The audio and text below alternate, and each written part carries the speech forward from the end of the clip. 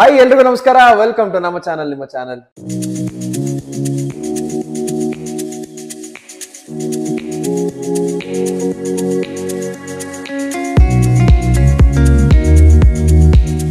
Mandya style ನೋಡಿದ್ರಿ, Coorg style ನೋಡಿದ್ರಿ, ನಾಟಿ ಸ್ಟೈಲ್ ನೋಡಿದ್ರಿ. ಆದ್ರೆ ಇವತ್ತು ದೇಶ ಬಿಟ್ಟು ಹೊರಗಡೆ ಹೋಗಿ ಒಂದು ಇಟಾಲಿಯನ್ ಸ್ಟೈಲ್ ಒಂದು ಅಡುಗೆ ಮಾಡ್ಕೋಣ.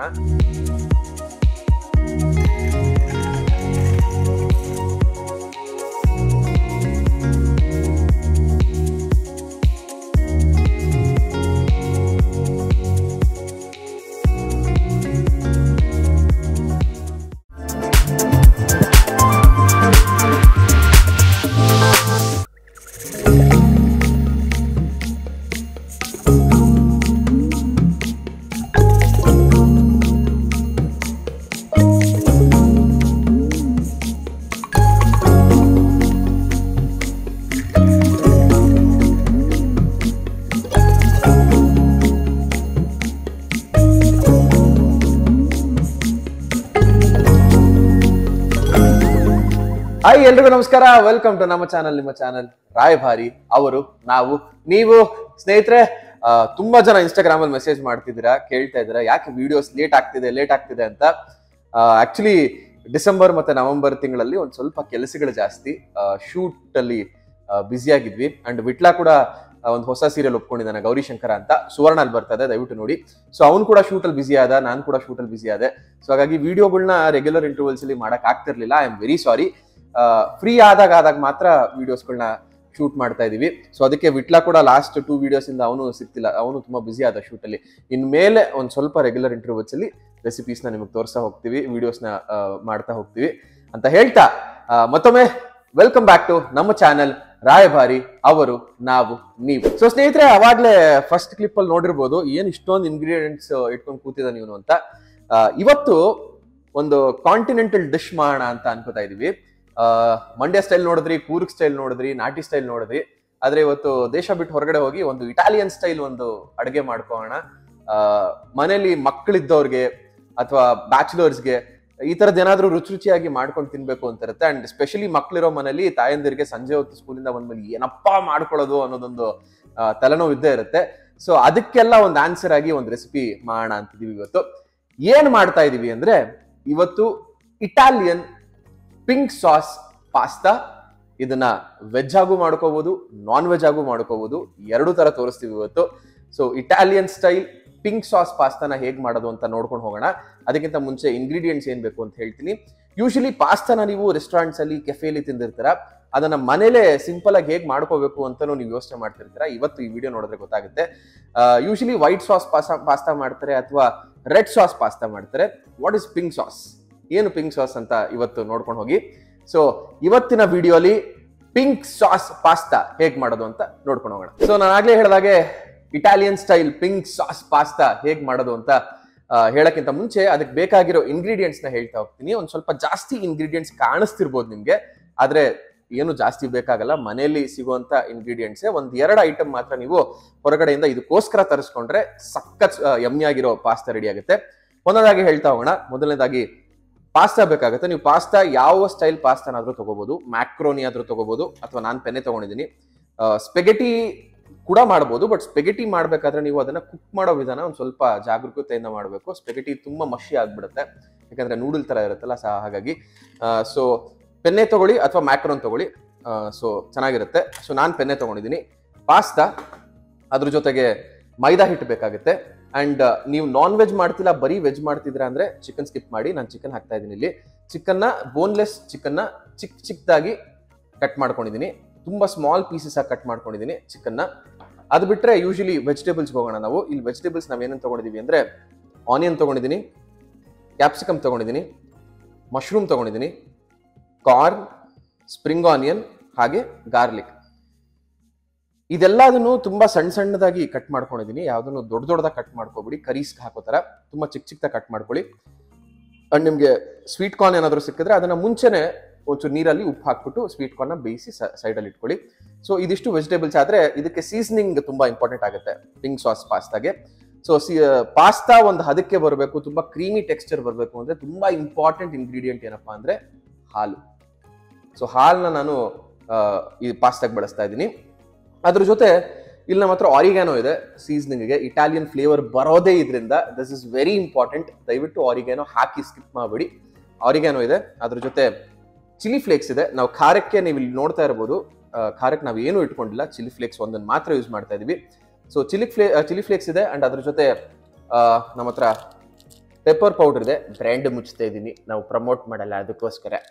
ಸೊ ಪೆಪ್ಪರ್ ಪೌಡರ್ ಇಟ್ಕೊಂಡಿದ್ದೀನಿ. ಅಂಡ್ ಅದ್ರ ಜೊತೆ ಕೆಚಪ್ ಇದೆ, ಟೊಮ್ಯಾಟೊ ಕೆಚಪ್ ಇದೆ. ಸೊ ಟೊಮ್ಯಾಟೊ ಕೆಚಪ್ ಕೂಡ ಯೂಸ್ ಮಾಡ್ಕೋಬೇಕಾಗುತ್ತೆ ಇದಕ್ಕೆ. ಅಂಡ್ ಇಂಪಾರ್ಟೆಂಟ್ ಪಾಯಿಂಟ್, ಸಖತ್ ಯಮ್ಮಿಯಾಗಿ ಬರೋದಕ್ಕೆ ಮೇನ್ ಕಾರಣ ಅಂದ್ರೆ ಚೀಸು. ಸೊ ಚೀಸ್ ಕೂಡ ಹಾಕ್ತಾ ಇದೀವಿ ನಾವಿಲ್ಲಿ. ಸೊ ಇದಿಷ್ಟು ಇಂಗ್ರೀಡಿಯೆಂಟ್ಸ್ ಇದ್ರೆ ಒಂದು ಸೂಪರ್ ಆಗಿರೋ Italian style pink sauce pasta, veg and non veg ಎರಡನ್ನೂ ಮಾಡಬಹುದು. ಹೇಗ್ ಮಾಡೋದು ಅಂತ ನೋಡೋಣ, ಬನ್ನಿ ಕಿಚನ್ಗೆ ಹೋಗೋಣ. ಸೊ ಸ್ನೇಹಿತರೆ, ಇಟಾಲಿಯನ್ ಪಿಂಕ್ ಸಾಸ್ ಪಾಸ್ತಾ ಮಾಡೋದಕ್ಕೆ ಮೊದಲನೇ ಸ್ಟೆಪ್ ಏನಪ್ಪಾ ಅಂದ್ರೆ, ನಮ್ಮ ಪಾಸ್ತಾನ ನಾವು ಬಾಯ್ಲ್ ಮಾಡ್ಕೋಬೇಕು. ನಾನು ಆಲ್ರೆಡಿ ಒಂದು ಪ್ಯಾನ್ ಅಲ್ಲಿ ಬಿಸಿನೀರು ಇಟ್ಕೊಂಡಿದ್ದೀನಿ. ಬಿಸಿನೀರು ಒಂದ್ ಸ್ವಲ್ಪ ಕುದಿ ಬಂದ್ಮೇಲೆ ಇದಕ್ಕೊಂಚೂರು ಉಪ್ಪು ಹಾಕೋಣ, ಯಾಕಂದ್ರೆ ಪಾಸ್ತಾ ಉಪ್ಪಿಡಿಬೇಕಲ್ವಾ. ಸೊ ನಾವು ಆಮೇಲೆ ಸಾಸಿಗೆ ಉಪ್ಪು ಹಾಕಿದಾಗ ಪಾಸ್ತಾ ಸ್ವಲ್ಪ ಸಪ್ಪೆ ಸಪ್ಪೆ ಅನಿಸ್ಬಿಡ್ಬೋದು. ಸೊ ಹಾಗಾಗಿ ಬಾಯ್ಲ್ ಮಾಡ್ಬೇಕಾದ್ರೆ ಒಂಚೂರು ಉಪ್ಪು ಹಾಕೋತೀನಿ ನಾನು.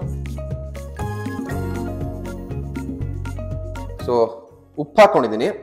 ಅಂಡ್ ಇನ್ನೊಂದು ಮೇನ್ ವಿಷಯ ಏನಪ್ಪಾ ಅಂದ್ರೆ, ಇದಕ್ಕೆ ಒಂದ್ ಸ್ಪೂನ್ ನಾವು ಎಣ್ಣೆ ಕೂಡ ಹಾಕೋಬೇಕು. ಯಾಕೆ ಎಣ್ಣೆ ಹಾಕ್ತಿವಿ ಅಂದ್ರೆ, ಪಾಸ್ತಾ ಬೆಂದ ಮೇಲೆ ಒಂದಕ್ಕೊಂದು ಅಂಟಬಾರ್ದು ಅನ್ನೋ ಕಾರಣಕ್ಕೆ ಎಣ್ಣೆ ಹಾಕಿದ್ರೆ ಒಂದಕ್ಕೊಂದು ಅಂಟ್ಕೊಳಲ್ಲ ಬೆಂದ ಮೇಲೆ ಅದು. ಸೊ ಒಂದ್ ಸ್ಪೂನು ಎಣ್ಣೆ ಹಾಕಿದ್ದೀನಿ. ಸೊ ನೀರು ಕೂಡ ಕುದಿ ಬರ್ತಿರೋದ್ರಿಂದ ಪಾಸ್ತಾ ಹಾಕ್ಬಿಡೋಣ.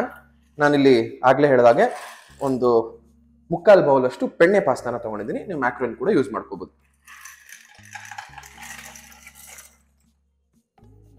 ಓಕೆ,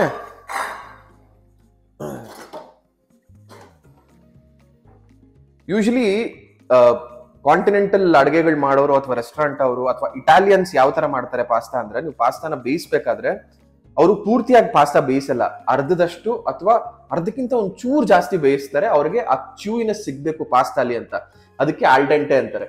ಸೊ ಪಾಸ್ತಾನ ಆಲ್ಡೆಂಟೆ ಒಂದು ಹದಕ್ ಬರೋಷ್ಟು ಮಾತ್ರ ಅವ್ರು ಕುಕ್ ಮಾಡ್ತಾರೆ. ಬಟ್ ನಮ್ಗೆ ಇಂಡಿಯನ್ಸ್ಗೆ ಹಂಗ ಹಸಿ ಇಟ್ಬಿಟ್ರೆ ತಿನ್ನಕ್ಕೆ ಇಷ್ಟ ಆಗಲ್ಲ. ನನಗಂತೂ ಪರ್ಸನಲಿ ಇಷ್ಟ ಆಗಲ್ಲ.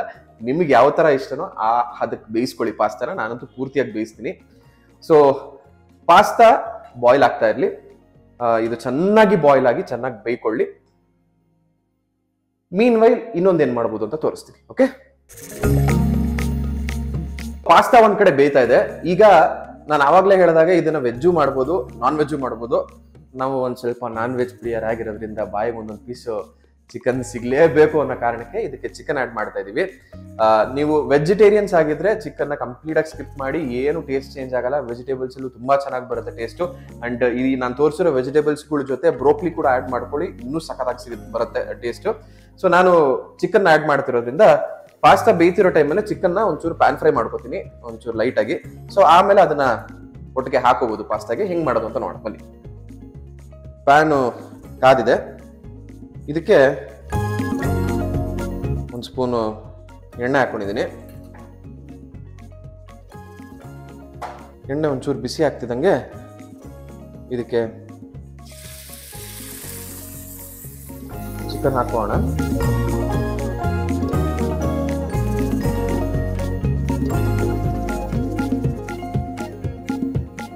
ಇದಕ್ಕೆ ಚಿಕನ್ ಸೀಸನಿಂಗ್ ಆಗೋದಕ್ಕೆ ಒಂಚೂರು ಉಪ್ಪು ಹಾಕೋಣ.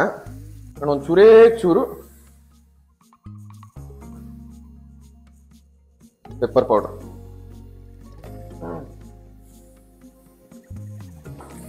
ಚಿಕನ್ಗೂ ಉಪ್ಪು ಹಿಡಿಯೋದು ಬೇಯೋ ಟೈಮಲ್ಲೇ ತುಂಬಾ ಇಂಪಾರ್ಟೆಂಟ್. ಬಿದೋಯ್ತದೆ ಒಂದು ಸಾರಿ. ಇದು ಚಿಕನ್ ಬೇಯಬೇಕಾದ್ರೇನೆ ಉಪ್ಪು ಹಿಡಿಯೋದು ತುಂಬಾ important.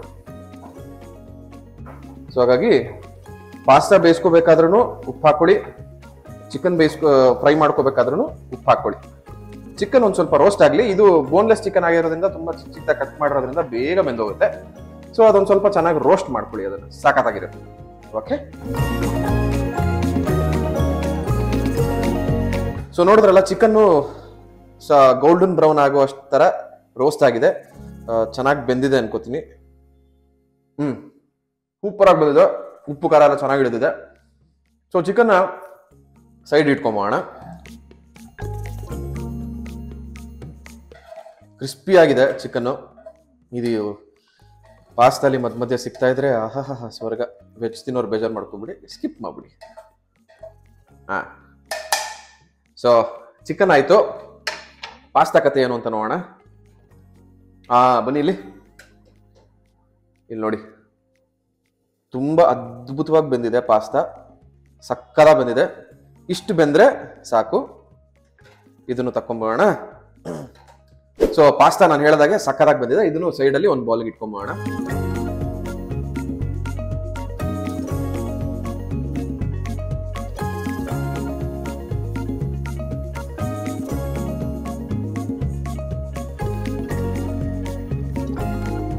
Okay, so chicken fry ಆಯ್ತು, ಪಾಸ್ತಾ ಬಂದಿದೆ.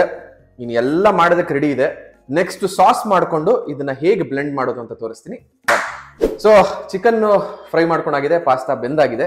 ಸೊ ಈಗ ಸಾಸ್ನ ಹೇಗೆ ಮಾಡೋದು ಅಂತ ತೋರಿಸ್ತೀನಿ. ಅದಕ್ಕೆ ಮುಂಚೆ ಫಸ್ಟ್ ವೆಜಿಟೇಬಲ್ನ ಫ್ರೈ ಮಾಡ್ಕೋಬೇಕು. ಬನ್ನಿ.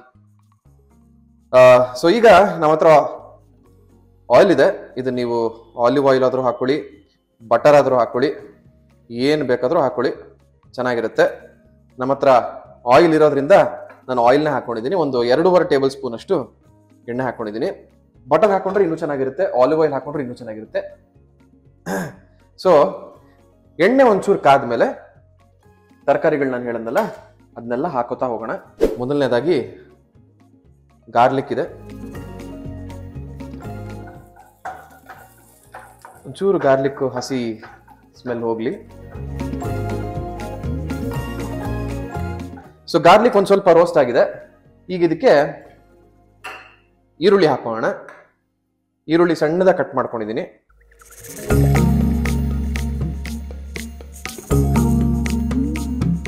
ಗಾರ್ಲಿಕ್ ಇಷ್ಟಪಡದೇವ್ರು, ಡೈರೆಕ್ಟ್ ಗಾರ್ಲಿಕ್ ತಿನ್ನಕ್ಕೆ ಇಷ್ಟಪಡದೇವ್ರು ಗಾರ್ಲಿಕ್ ನ ಸ್ಕಿಪ್ ಮಾಡಿ, ಏನು ಸಮಸ್ಯೆ ಇಲ್ಲ. ಬಟ್ ಗಾರ್ಲಿಕ್ ಹಾಕಿದ್ರೆ ಟೇಸ್ಟ್ ತುಂಬಾ ಚೆನ್ನಾಗಿರುತ್ತೆ. ಈರುಳ್ಳಿ ಒಂಚೂರು ಸಾಟೆ ಆಯ್ತು. ಇದಕ್ಕೆ ನಾವು ಇವಾಗ ಕ್ಯಾಪ್ಸಿಕಮ್ ಇದೆಯಲ್ಲ, ಕ್ಯಾಪ್ಸಿಕಮ್ ಹಾಕೋತೀನಿ. ಹಾಗೆ ಒಂಚೂರು ಸ್ಪ್ರಿಂಗ್ ಆನಿಯನ್ ಹಾಕ್ಬಿಡ್ತೀನಿ. ಸ್ಪ್ರಿಂಗ್ ಆನಿಯನ್ ಇದೆ ನಮ್ಮ ಹತ್ರ. ಸೊ ಅದನ್ನೊಂಚೂರು ಸ್ಪ್ರಿಂಗ್ ಆನಿಯನ್ ಹಾಕೋತೀನಿ. ಒಂಚೂರು ಉಳಿಸ್ಕೋತೀನಿ ಲಾಸ್ಟಲ್ಲಿ ಗಾರ್ನಿಶ್ ಮಾಡೋದಕ್ಕೆ. ಸ್ಪ್ರಿಂಗ್ ಆನಿಯನ್ ಚೆನ್ನಾಗಿರುತ್ತೆ. ಸೊ ನಾವು ಆಯಿಲ್ಗೆ ಗಾರ್ಲಿಕ್ ಹಾಕಿದ್ವಿ, ಈರುಳ್ಳಿ ಹಾಕಿದ್ವಿ, ಕ್ಯಾಪ್ಸಿಕಮ್ ಹಾಕಿದ್ವಿ, ಸ್ಪ್ರಿಂಗ್ ಆನಿಯನ್ ಹಾಕಿದ್ವಿ. ಇದನ್ನೊಂದು ಸ್ವಲ್ಪ ಚೆನ್ನಾಗಿ ಸಾಟೆ ಮಾಡ್ಕೊಳ್ಳೋಣ. ಇದೊಂಚೂರು ಬೇಯಲಿ, ಹಸಿ ಇದೆಲ್ಲ ಹೋಗಿ ಒಂಚೂರು ಬೆಂದ್ಕೊಡ್ಲಿ. ಮಶ್ರೂಮ್ ಮತ್ತೆ ಕಾರ್ನ್ ಲಾಸ್ಟಲ್ಲಿ ಹಾಕೋಬಹುದು, ಅದು ಬೇಯೋದು ತುಂಬಾ ಬೇಗ. ಅದಕ್ಕೋಸ್ಕರ ತುಂಬಾ ಜನ ಕೇಳ್ತಾ ಇರ್ತೀರಾ ಈ ಅಡುಗೆ ಮಾಡೋದೆಲ್ಲ ಎಲ್ಲಿ ಕಲ್ತ್ರಿ ಅಂತ. ಆಕ್ಚುಲಿ ಅಡುಗೆ ಮಾಡೋದಕ್ಕೆ ಒಂದು ಪ್ಯಾಷನ್ ಬೇಕಷ್ಟೇ. ನೀವು ತಿನ್ನೋದನ್ನ ತುಂಬಾ ಇಷ್ಟಪಟ್ರೆ ಅಡುಗೆ ಮಾಡೋದನ್ನು ಅಷ್ಟೇ ಇಷ್ಟಪಡ್ತೀರಾ. ನಾನು ಯಾರ ಹತ್ರನೂ ಹೋಗಿ ಅಡುಗೆ ಹೇಳ್ಕೊಡಿ ಅಂತ ಕಲ್ತಿದ್ದಿಲ್ಲ. ಚಿಕ್ಕ ವಯಸ್ಸಿಂದ ಅಮ್ಮ ಮಾಡೋದನ್ನ ನೋಡ್ತಾ ಇದ್ದೆ. ತುಂಬಾ ಆಸಕ್ತಿ ಬರ್ತಾ ಇತ್ತು, ಎಷ್ಟು ಚೆನ್ನಾಗಿದೆಯಲ್ಲ ಇದು, ಚೆನ್ನಾಗಿದೆಯಲ್ಲ ಇದು ಅಂತ. ಅಲ್ಲಿ ಒಂದಷ್ಟು ಬೇಸಿಕ್ಸ್ ಗಳನ್ನ ನೋಡಿ ನೋಡಿ ನೋಡಿ ತಿಳ್ಕೊಂಡಿದ್ದು. ಅದಾದ್ಮೇಲೆ ಈಗ ಒಂದಷ್ಟು ವಯಸ್ಸಿಗೆ ಬಂದ್ಮೇಲೆ ಇಂಟರ್ನೆಟ್ ಯಾವಾಗ ಕೈಗೆ ಬಂತೋ, ಮೊಬೈಲ್ ಅಲ್ಲೇ ಯಾವಾಗ ಎಲ್ಲ ನೋಡೋದನ್ನ ಕಲ್ತ್ವೋ, ಆಗ ಕುಕಿಂಗ್ ವಿಡಿಯೋಸ್ ತುಂಬಾ ನೋಡೋದಕ್ಕೆ ಇಷ್ಟಪಡ್ತಾ ಇದ್ದೆ. ಅಂಡ್ ಬೇರೆ ಬೇರೆ ಜಾಗದಲ್ಲಿ ಯಾವ ತರ ಅಡುಗೆಗಳು ಮಾಡ್ತಾರೆ, ಅಲ್ಲಿನ ಅಡುಗೆಗಳು ಯಾವ ತರ ಇರುತ್ತೆ, ಜನ ಹೇಗಿರ್ತಾರೆ ಅದನ್ನೆಲ್ಲ ನೋಡ್ತಾ ಇದ್ದೆ.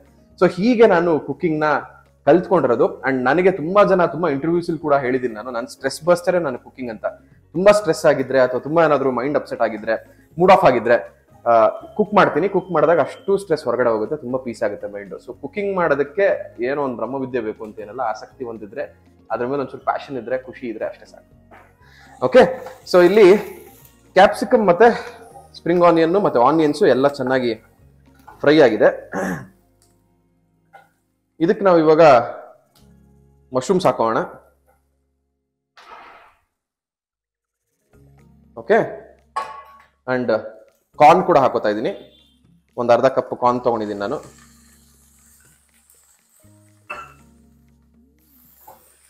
ಯೂಶಲಿ ಪಾಸ್ತಾ ಮಾಡ್ಕೊಂಡಾಗ ತರಕಾರಿಗಳನ್ನ ಜಾಸ್ತಿ ಯೂಸ್ ಮಾಡ್ತೀನಿ. ಬಿಕಾಸ್ ತರಕಾರಿ ತುಂಬಾ ಹೆಲ್ದಿ ಆಗಿರೋದ್ರಿಂದ ತರಕಾರಿಗಳನ್ನ ಜಾಸ್ತಿ ಯೂಸ್ ಮಾಡ್ತೀನಿ. ಪಾಸ್ತಾ ಕಡಿಮೆ ಇದ್ರೂ ಪರವಾಗಿಲ್ಲ, ಜೊತೆಲಿ ತರಕಾರಿ ಅದ್ರ ಜೊತೆ ಒಳಗಡೆ ಹೋಗ್ಲಿ ಅನ್ನೋ ಕಾರಣಕ್ಕೆ ತರಕಾರಿನ ಜಾಸ್ತಿ ಯೂಸ್ ಮಾಡ್ತೀನಿ. ಸೊ ಇದೆಲ್ಲ ಫ್ರೈ ಆಗ್ಲಿ. ಇದಕ್ಕೆ ಒಂಚೂರು ಸೀಸನಿಂಗ್ ಮಾಡೋಣ. ಒಂಚೂರು ಉಪ್ಪು ಹಾಕೋಣ ಇದಕ್ಕೆ. ಓಕೆ, ಒಂಚೂರು ಪೆಪ್ಪರ್ ಕೂಡ ಹಾಕೊಂಬೋಣ ಇದಕ್ಕೆ. ಸೊ ಇವಾಗ ನೀವು ಕಟ್ ಮಾಡಿಟ್ಕೊಂಡಿರೋ ತರಕಾರಿಗಳನ್ನೆಲ್ಲ ಹಾಕೊಂಡಿದ್ದೀರಾ, ಸೊಟೆ ಮಾಡ್ಕೋತಾ ಇದ್ದೀರಾ. ಇದೊಂದು ಸ್ವಲ್ಪ ಬೇಯಲಿ. ನೆಕ್ಸ್ಟ್ ಏನ್ ಮಾಡ್ಬೇಕು ಅಂತ ಹೇಳ್ತೀನಿ. ಓಕೆ, ನೋಡಿದ್ರಲ್ಲ ತರಕಾರಿ ಎಲ್ಲ ತುಂಬಾ ಚೆನ್ನಾಗಿ ಸಾಟೆ ಆಗಿದೆ. ಸೊ ಈಗ ಇದಕ್ಕೆ ಅವಾಗಲೇ ನಾವು ರೋಸ್ಟ್ ಮಾಡ್ಕೊಂಡಿರುವಂತ ಚಿಕನ್ ಹಾಕೋಣ. ಚಿಕನ್ ಬೆಂದಿರೋ ಕಾರಣ ಇದನ್ನ ಬೇಯಿಸೋ ಅವಶ್ಯಕತೆ ಇಲ್ಲ. ಒಂದ್ಸತಿ ಮಿಕ್ಸ್ ಮಾಡಿಕೊಂಡು ಈಗ ಮುಂದಿನ ಸ್ಟೆಪ್ಗೆ ಹೋಗೋಣ. ಈ ಸ್ಟೆಪ್ ತುಂಬಾ ಇಂಪಾರ್ಟೆಂಟು. ಸೊ ನನ್ನ ಹತ್ರ ಮೈದಾ ಇದೆ. ಮೈದಾನ ನಾನು 2 ಟೇಬಲ್ ಸ್ಪೂನ್ ಅಷ್ಟು ಹಾಕೋತಾ ಇದ್ದೀನಿ ತರಕಾರಿ ಮತ್ತೆ ಪಾಸ್ತಾ ಕ್ವಾಂಟಿಟಿ ಮೇಲೆ. ನೀವು ಜಾಸ್ತಿ ಕಡಿಮೆ ಮಾಡ್ಕೋಬಹುದು ನಿಮ್ಮ ಕ್ವಾಂಟಿಟಿ ತಕ್ಕ ಹಾಗೆ. ಓಕೆ ನೋಡಿ, ಸೊ 2 ಸ್ಪೂನ್ ಅಷ್ಟು ಮೈದಾ ಹಾಕೊಂಡಿದ್ದೀನಿ. ಮೈದಾ ಹಾಕಿ ಚೆನ್ನಾಗಿ ಮಿಕ್ಸ್ ಮಾಡಿಕೊಂಡೆ. ನೋಡಿ ಎಲ್ಲ ಡ್ರೈ ಆಯಿತು ಅಂತ ಅನಿಸ್ತಾ ಇದೆ ನಿಮಗೆ. ಈಗ ದ ಮೇನ್ ಇಂಗ್ರೀಡಿಯೆಂಟ್ ಹಾಲು. ಓಕೆ, 1 ಕಪ್ ಅಷ್ಟು, 1 ಲೋಟದಷ್ಟು ನಾನು ಹಾಲು ತಗೊಂಡಿದ್ದೀನಿ. ಸೊ ಈ ಹಾಲನ್ನ ಇದಕ್ಕೆ ಹಾಕೋತಾ ಇದ್ದೀನಿ. ಪಾಸ್ತಾ ಕಳೆ ಬಂತು ಅಂತ ಅನಿಸ್ತಿದ್ಯಾ ನಿಮ್ಗೆ? ನೋಡಿ, ಚೆನ್ನಾಗಿ ಬಾಯ್ಲ್ ಆಗ್ಬೇಕು. ನಾವು ಮೈದಾ ಹಾಕೊಂಡಿದ್ದ ಪರ್ಪಸ್ ಏನಪ್ಪಾ ಅಂದ್ರೆ ಪಾಸ್ತಾ ಥಿಕ್ನೆಸ್ ಬರಬೇಕು ಅನ್ನೋ ಕಾರಣಕ್ಕೆ, ಅಂದ್ರೆ ಸಾಸ್ ಥಿಕ್ನೆಸ್ ಬರಬೇಕು ಅನ್ನೋ ಕಾರಣಕ್ಕೆ. ನೀವು ಕಾರ್ನ್ಫ್ಲೋರ್ ಕೂಡ ಯೂಸ್ ಮಾಡಬಹುದು ಅಂತ ಕೇಳ್ಬೋದು, ಬಟ್ ಟೇಸ್ಟ್ ಡಿಫರ್ ಆಗುತ್ತೆ. ಅದಕ್ಕೋಸ್ಕರ ಮೈದಾನೇ ಯೂಸ್ ಮಾಡಿ ಪಾಸ್ತಾ ಮಾಡಬೇಕಾದ್ರೆ ಸಾಸು ತುಂಬಾ ತಿಕ್ಕಾಗಿ ಬರುತ್ತೆ ಅಂಡ್ ಕ್ರೀಮಿ ಟೆಕ್ಸ್ಚರ್ ಬರುತ್ತೆ. ಅದಕ್ಕೋಸ್ಕರ ಮೈದಾ ಹಾಕೊಂಡಿರೋದು. ಸೊ ಹಾಲು ಹಾಕೊಂಡಿದ್ದಾಯ್ತು, ಮೈದಾ ಹಾಕೊಂಡಿದ್ದಾಯ್ತು. ನೋಡಿ ಒಂದ್ಸತಿ ಫುಲ್ ಕಲರ್ಫುಲ್ ಆಗಿ ಎಷ್ಟು ಚೆನ್ನಾಗಿ ಕಾಣಿಸ್ತಾ ಇದೆ ಅಂತ. ಸೊ ಇದು ಒಂದು ಬಾಯ್ಲ್ ಬರಬೇಕು ಹಾಲು. ಈಗ ಸದ್ಯಕ್ಕೆ ಇದು ವೈಟ್ ಸಾಸ್ ಪಾಸ್ತಾ ಆಗಿದೆ. ಪಿಂಕ್ ಸಾಸ್ ಪಾಸ್ತಾ ಹೆಂಗಾಗುತ್ತೆ ಅಂತ ಮುಂದೆ ತೋರಿಸ್ತೀನಿ. ಇದೊಂದು ಸ್ವಲ್ಪ ಬಾಯ್ಲ್ ಬರಲಿ. ಓಕೆ, ತಿಕ್ಕಾಗಿದೆ, ಸಾಸು ತುಂಬಾ ತಿಕ್ಕಾಗಿದೆ. ಈಗ ನಾನು ಆಗ್ಲೇ ಹೇಳಿದಾಗೆ ಇಟಾಲಿಯನ್ ಫ್ಲೇವರ್ ಬರಬೇಕು ಅಂದ್ರೆ ಇದರ ಸೀಸನಿಂಗ್ ತುಂಬಾ ಇಂಪಾರ್ಟೆಂಟು. ಅಂಡ್ ಇನ್ನೊಂದು ವಿಷಯ, ಹಾಲು 1 ಕಪ್ ಹಾಕೊಳ್ಳಿ. ನಿಮ್ಮ ತರಕಾರಿ ಮತ್ತೆ ಕನ್ಸಿಸ್ಟೆನ್ಸಿ ನೋಡ್ಕೊಂಡು ತುಂಬಾ ಗಟ್ಟಿ ಅನ್ಸಿದ್ರೆ ಬೇಕಾದ್ರೆ ಹಾಲ್ನೇ ಆಡ್ ಮಾಡ್ಕೊಳ್ಳಿ. ದಯವಿಟ್ಟು ನೀರ್ ಆಡ್ ಮಾಡ್ಬಿಡಿ. ಈ ಕನ್ಸಿಸ್ಟೆನ್ಸಿ ಒಂದ್ಸತಿ ನೋಡಿ.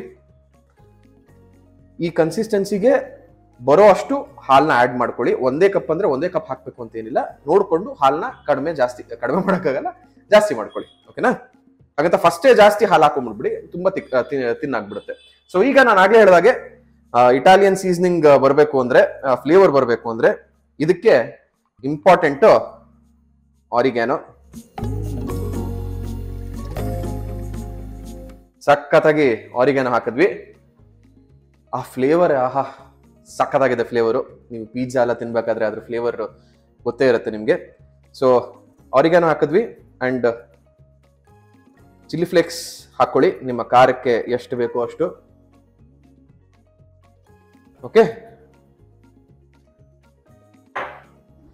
ಹಾ, ಚೆನ್ನಾಗಿ ಮಿಕ್ಸ್ ಮಾಡ್ಕೊಳ್ಳಿ.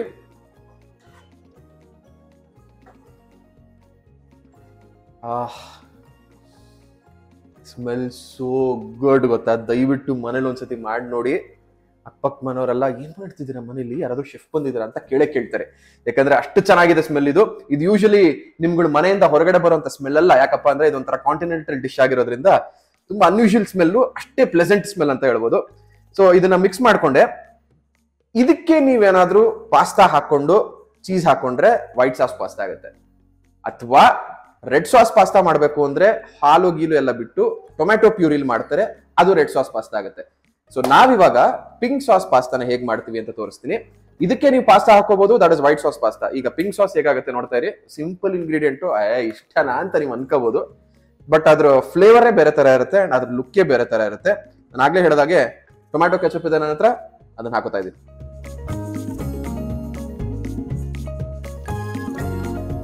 ಇದೊಂದು ಹ್ಯಾಕ್ ಅಂತಾನೆ ಹೇಳ್ಬೋದು. ಯೂಶಲಿ ರೆಡ್ ಸಾಸ್ ಪಾಸ್ತಾ ನಾನು ಆಗ್ಲೇ ಹೇಳಿದಾಗೆ ಟೊಮ್ಯಾಟೊ ಕೆಚಪ್ ಅಲ್ಲಿ ಮಾಡಕ್ ಹೋಗ್ಬಿಡಿ. ಅದನ್ನು ತೋರಿಸ್ಕೊಡ್ತೀನಿ ಹೇಗ್ ಮಾಡೋದು ಅಂತ ನೆಕ್ಸ್ಟ್ ವಿಡಿಯೋಲಿ. ಅದನ್ನ ಟೊಮ್ಯಾಟೊ ಪ್ಯೂರಿ ಮಾಡ್ಕೊಂಡು ಮಾಡಬೇಕು. ಇಲ್ಲಿ ನೋಡಿ, ಆಯ್ತಾ ಪಿಂಕು? ಇದು ಕಲರ್ಗೆ ಮಾತ್ರ ಅಲ್ಲ, ಇಡೀ ಪಾಸ್ತಾಗೆ ಒಂದು ಬೇರೆ ಫ್ಲೇವರೇ ಕೊಡುತ್ತೆ ಟೊಮ್ಯಾಟೊ ಸಾಸು. ಅದಕ್ಕೋಸ್ಕರ ನಾವು ಟೊಮ್ಯಾಟೊ ಸಾಸ್ನ ಹಾಕ್ತಿರೋದು ಇದಕ್ಕೆ. ಬ್ಯೂಟಿಫುಲ್. ಸೊ ಇದೊಂದು ಚೂರ್ ಬ್ಲೆಂಡ್ ಆಗ್ಲಿ. ಇದಾದ್ಮೇಲೆ ಪಾಸ್ತಾ ಹಾಕ್ತಾ ಇರೋದು, ಮಿಕ್ಸ್ ಮಾಡ್ತಾ ಇರೋದು, ಸರ್ವ್ ಮಾಡ್ತಾ ಇರೋದು. ಓಕೆ, ಇದೆಲ್ಲ ಚೆನ್ನಾಗಿ ಬ್ಲೆಂಡ್ ಆಗಿದೆ, ಉಪ್ಪು ಖಾರ ಎಲ್ಲ ಚೆಕ್ ಮಾಡ್ಕೊಂಡು ಆಗಿದೆ.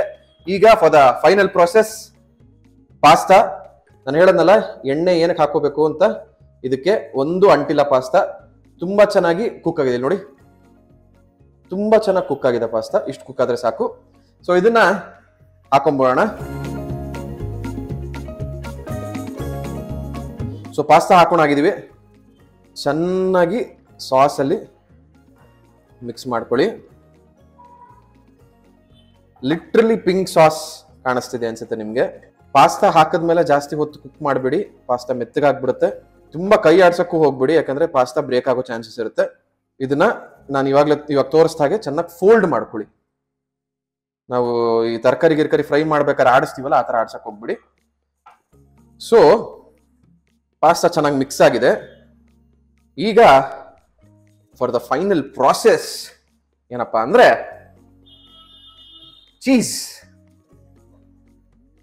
ಚೀಸ್ ಹಾಕ್ಬೇಕು. ಏನಪ್ಪ ಇವನು ಯಾವಾಗ್ಲೂ ಹೆಲ್ತಿ ಕಾನ್ಶಿಯಸ್, ಡಯಟ್ ಅಂತಿದ್ದೇವೆ, ಚೀಸು ಅಂತಿದ್ರಲ್ಲ, ಅವಾಗ ಒಂದೊಂಚೂರು ರುಚಿಗೋಸ್ಕರ ಮಾಡ್ಬೇಕಾಗತ್ತೆ.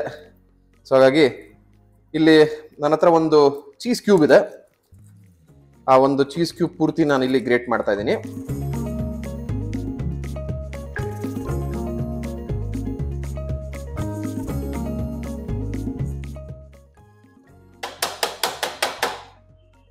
ಓಕೆ, ಚೀಸ್ ಹಾಕಿದ್ಮೇಲೆ ಇನ್ನೊಂದು ಚೂರು to top it up with ಆರಿಗ್ಯಾನೋ.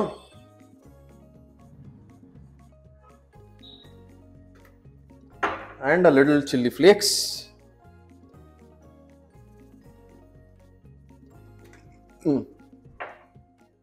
ನಾನು ಉಳಿಸ್ಕೊಂಡಿದ್ನಲ್ಲ ಸ್ಪ್ರಿಂಗ್ ಆನಿಯನ್ಸ್, ಅದನ್ನ ಲಾಸ್ಟ್ ಅಲ್ಲಿ ಹಾಕ್ತಾ ಇದ್ದೀನಿ. ಇದು ಒಂದು ಸ್ವಲ್ಪ ಕ್ರಂಚಿ ಟೆಕ್ಸ್ಚರ್ ಕೊಡುತ್ತೆ ನಿಮ್ಗೆ ಪಾಸ್ತಾಗೆ. ಇದನ್ನೊಂಚೂರು ಮಿಕ್ಸ್ ಮಾಡ್ಕೊಂಡ್ಬೋಣ ಇವಾಗ.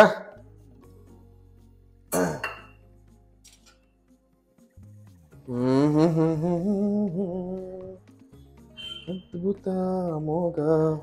ಚೀಸು ಚೆನ್ನಾಗಿ ಮೆಲ್ಟ್ ಆಗ್ಲಿ ಅದ್ರೊಳಗೆ. ನನಗೆ ಟೆಂಪ್ಟ್ ಆಗ್ತಿದೆ, ತಡ್ಕೊಳಕ್ ಆಗ್ತಿಲ್ಲ ಯಾವಾಗ ಟೇಸ್ಟ್ ಮಾಡ್ತೀನೋ ಅಂತ. ಒಂಚೂರು ಚೀಸ್ ಮೆಲ್ಟ್ ಆಗ್ಬಿಟ್ರೆ ನಮ್ಮ ಪಾಸ್ತಾ ರೆಡಿ. ಸೊ ಇದಿಷ್ಟು ಪ್ರೋಸೆಸ್ಸು ಇಟಾಲಿಯನ್ ಚೀಸ್ ಪಾಸ್ತಾ ಅಥವಾ Italian pasta, pink sauce pasta ಹೇಗ್ ಮಾಡೋದು ಅಂತ ನೋಡಿದ್ರಿ.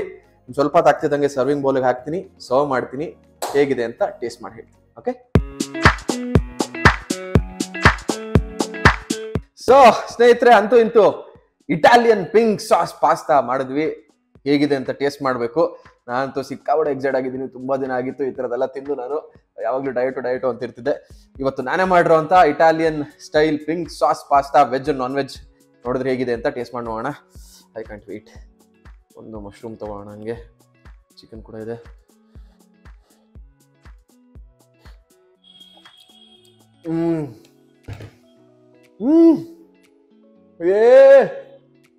ಆಹಾ, ಅದ್ಭುತ, ಹ್ಯಾಂಡ್ಸ್ ಡೌನ್, ಸಕ್ಕತ್ತಾಗಿದೆ. ನೆಕ್ಸ್ಟ್ ಲೆವೆಲ್ ಟೇಸ್ಟ್ ಇದೆ. ಐ ಕಾಂಟ್ ಆಲ್ರೆಡಿ ಇನ್ನೊಂದು.